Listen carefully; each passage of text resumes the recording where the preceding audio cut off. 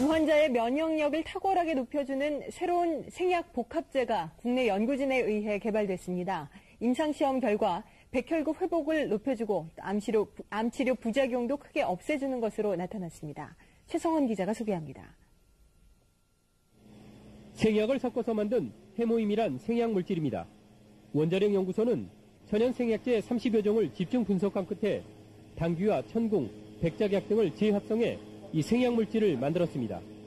이들 생약제에는 면역을 활성화시키고 조혈장애를 없애는 황산화물이 있는데 연구팀은 이 성분들을 재구성하는 방법으로 면역 증강물질을 개발했습니다. 조다당 물질이 면역 조혈 기능을 증진시키고 황산화 물질은 방사선이나 항암제에 의한 정상 조직 손상을 방지해주기 때문에 원자력 병원에서 임상시험을 한 결과 새 생약물질은 암 환자들의 면역력을 크게 높이는 것으로 나타났습니다. 유방암과 자궁암 환자 각각 12명에게 새 생약물질을 복용시켰더니 모두 회복 속도가 60% 정도 빨라졌습니다. 특히 이 생약 복합제는 암 치료에 따른 염증이나 구토 같은 부작용을 크게 줄일 수 있는 것으로 나타났습니다. 암 환자들은 치료를 받으면서 기력이 떨어져 문제가 됐지만 생약 복합제를 복용한 환자의 80%가량이 기력 회복에 큰 도움이 됐다고 답했습니다. 해모힘을 먹은 환자들은 전신 무력감이 많이 없어져서 더 약을 요구하는 환자들이 많았습니다. 암을 치료하기 위해서 보통 방사선이나 항암제를 쓰게 되는데 이때 부작용으로는 면역 조혈계 세포가 손상을 입게 되고 또 재생 조직이 손상을 입게 됩니다. 그 예를 들어보면 머리카락이 빠진다든지 혹은 속이 메스껍고 구토가 나고 밥을 잘 못 먹게 된다든지 이런 것들이 그 증상이라고 볼 수 있습니다. 그래서 본 연구팀에서는 독성이 없는 식품 소재들을 이용해서 정상 조직을 보호하고 회복을 촉진시킬 수 있는 그런 물질을 개발하고자 연구를 시작하게 되었습니다.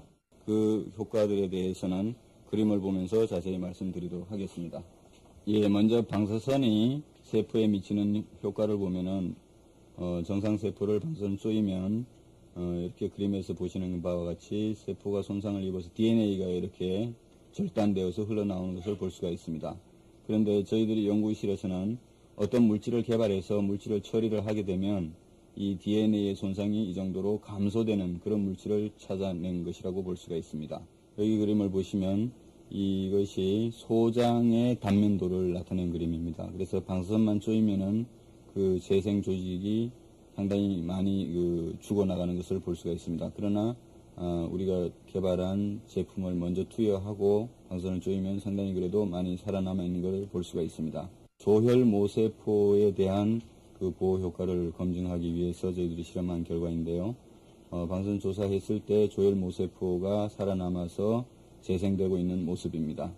그러나 거기에 비해서 이 물질을 투여했을 경우에는 훨씬 더 많은 조혈 모세포가 살아나오는 것을 볼 수가 있습니다. 그 결과를 보시면은 이 정도로 증식되는 것을 볼 수가 있습니다.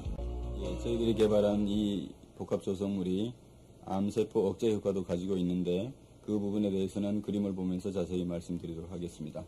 생제에 먼저 암세포를 이식을 하게 되면은 이식한 후 시간이 지나면서 생쥐가 죽어나가게 됩니다. 그래서 20일 정도에 다 죽게 되는데 이때 본 복합조성물을 투여하면은 더 오랫동안 이렇게 생존하는 것을 볼 수가 있습니다.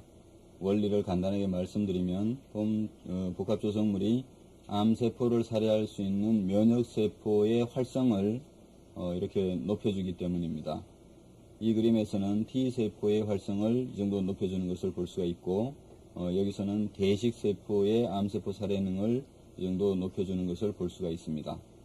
지금 살펴보신 바와 같이 본 복합조성물은 면역세포의 활성을 높여줌으로써 암세포를 억제하고 궁극적으로 항암 효과를 가지고 있다고 할 수 있습니다.